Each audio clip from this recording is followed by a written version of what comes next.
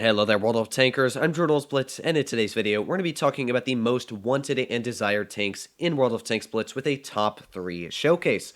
So once again, you guys all voted on what you wanted to see come out on my channel here. So if you're new to the channel and you want to vote on not only what videos come out next, but also what tanks are in those videos, make sure to slap that subscribe button down below because it really does help out the channel. So let's get straight into it, starting off with the number 3 position. We're going to be starting off with Tier 7, Tier 8, and then Tier 10. So we're starting off with, of course, the Smasher.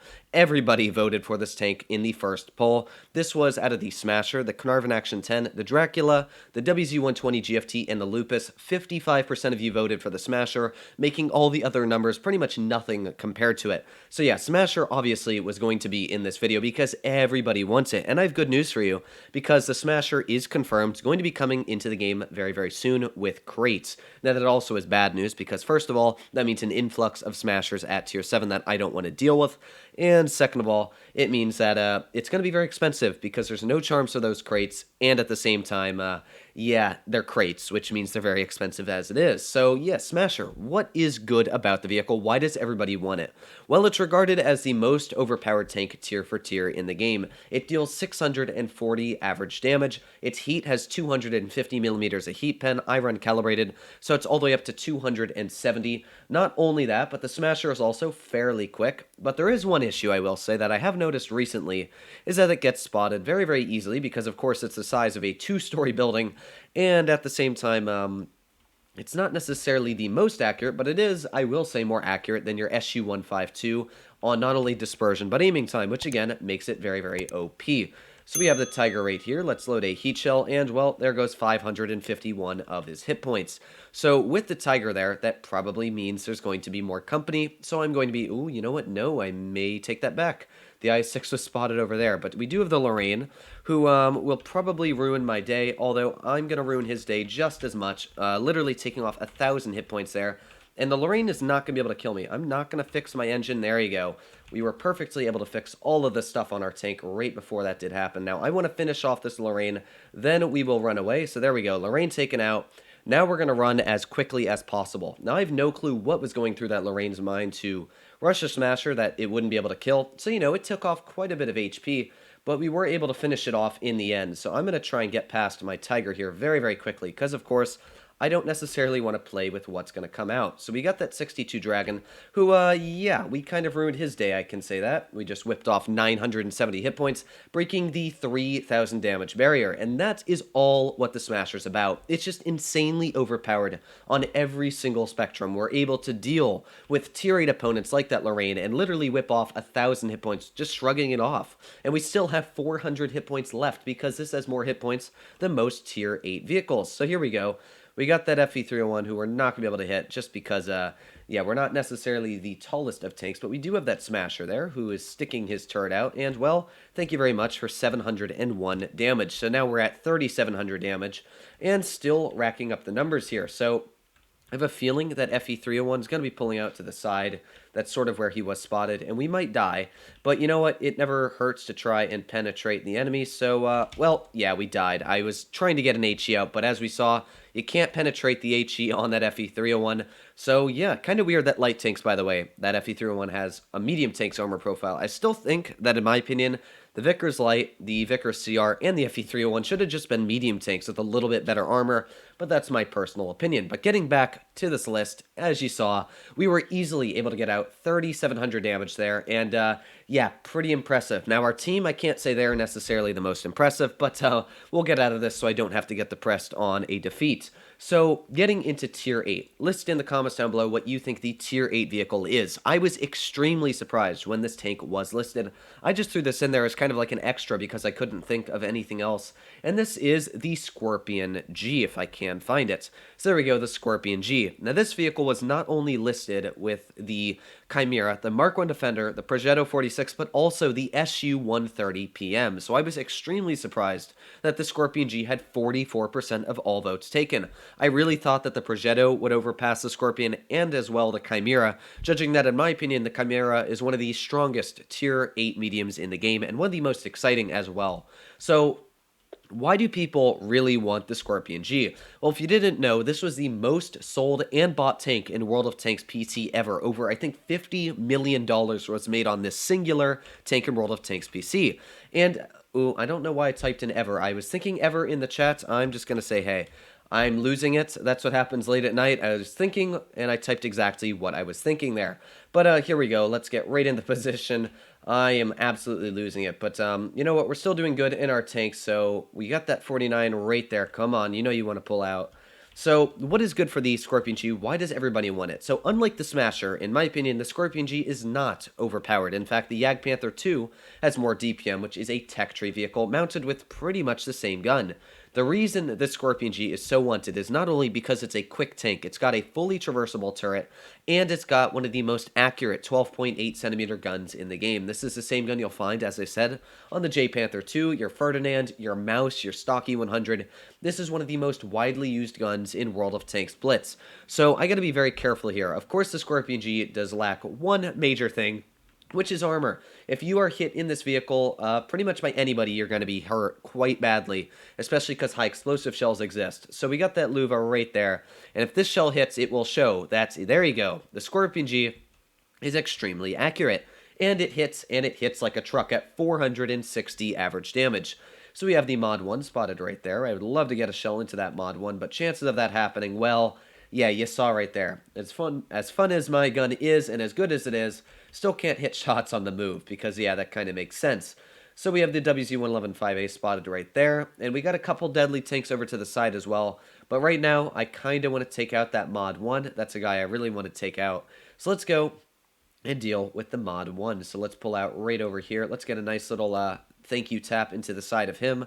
We know there's the 111-5A that might pop up to the side of us here, but I'm not going to worry about that right now. I'm just going to keep on pressing forwards because that's all I am supposed to do. So 111-5A missed us, and you know what? Just because he missed us, I'm going to slam a shell back into him, let him learn his lesson for messing with the Scorpion G. So there we go.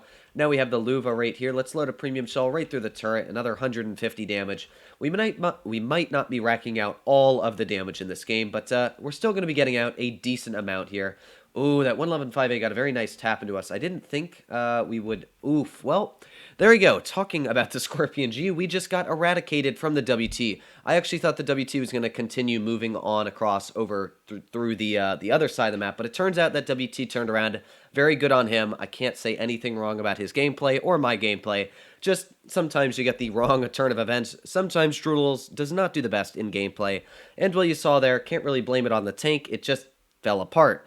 So Scorpion G, it's a very, very good tank, but as you saw there, that's kind of perfect to show you that, as I said, the armor profile kind of sucks, which means that if you're spotted or you're out in the open and there's an undetected tank destroyer like that, well, you're taken out very, very quickly. So that is sort of the Scorpion G. So the last tank that we do have was in Tier 10. I wanted to list a couple Tier 10 tanks, and that is the T22 Medium. Now this tank I pretty much expected to get also the list, but I didn't expect it to pass the Kennyatsu. The Kennyatsu, the IS-6 Fearless, the T28 Defender, and M60 were also listed against it, and the T22 came ahead with the highest percentage at 57%. That's more than the Smasher. So that means that the T22 is probably more wanted than the Smasher. Kind of crazy for me to believe, but yeah, you guys must really, really like the T22 Medium. So here we go, let's get straight in the game. Thankfully, this tank does not lack what the Scorpion G has, which is armor. So we will easily be pushing right up aggressive here, and I shouldn't worry too much about being eradicated right off the battlefield, at least in the first couple of seconds. So tap that Leopard once at least. That's always nice. We at least aren't going to get a 0 this game. But let's see if that Leopard wants to pull out again. I wouldn't pull out if I were that Leopard, but you know what? He did pull out, and he learned his lesson, I guess. I don't know why tanks always try to pull out at that position here, but I will wait very patiently, calm and collected. But again, that Leopard just constantly pulling out. I don't know why people do that. So we have the T-54, who I would love to have gotten a shot into, but sadly my teammate just went in front the moment I would have gone after him. So here we go, T-54 pulling out. Nice tap right into the side of him there. I don't necessarily want to play with that Chieftain. And yeah, T-54 is going to be taken out within the next couple of seconds anyways, so there's no point to go for that guy. But let's see if we can get like this Chieftain Mark 6. There we go, nice tap right into the track wheel. And the Mark 6 is backing up, so perfect on schedule. So let's see if we can get that Mark 6 once again. There we go, nice tap right into the cupola. Missed his shell on me. And you can start to see why the T22 Medium is such a wanted vehicle. It's just that it kind of has everything going for it. It's got a crazy, crazy armor profile. It has amazing DPM. It pretty much has everything that you would want in a tank going for it. So, I would love to tap that Chieftain Mark 6, but we also got that Conway who hit me with an HE shell literally right on the gun mantlet of the tank, but I guess it did work for him in the end.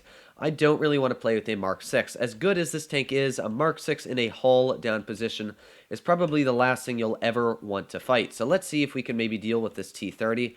Doesn't want to pull out, not right now at least. So let's wait. There we go. We got tanks flanking. We got this Conway sticking his big butt out right there. So Conway got hit quite hard, and let's finish off. Oh, you know what? We got the T30 sticking his turret out too. There's so many targets to shoot right now, and they're all just kind of being like, hey, shoot me if you want. So I will take advantage of all the damage I can get. So let's see if we can get maybe this Mark 6.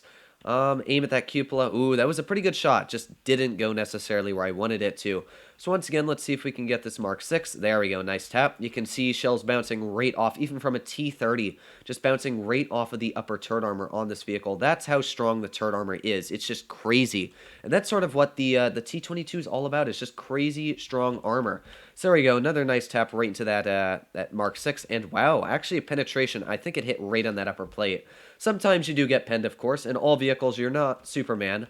But let us tap that T30 once again. I'm going to back up before the T30 is able to get a shell into us this time. There we go. And, oof, we're not able to get that one out. But I'm going to back up before we do get hurt quite bad once again. Our team is kind of falling apart, which is kind of weird because you wouldn't think our team would fall apart judging how well we were doing. But now I've got to deal with a T110 E4 behind us. So let's get a couple shells into this E4, see if we can take him out quite quickly. So we are just racking out the DPMs on this poor tank destroyer here. And how much damage have we racked up already? We are, it's actually not telling me yet, but this E4 fired, so let's finish off this guy here. We really want to clear a deadly tank destroyer out of the game, so there we go, finishing off the T110 E4. We've got the Mark 6 up at the top, so we can still get him, and 4,200 damage already racked out on this game. We now have the T22 Medium, not the T22, the T92, getting them all confused. We have the T92 pulling off to the side, and yeah, couldn't penetrate me there, so let's just rip this poor guy into pieces. Little love tap, and he's going to be taken out. So, poor T92, but yeah.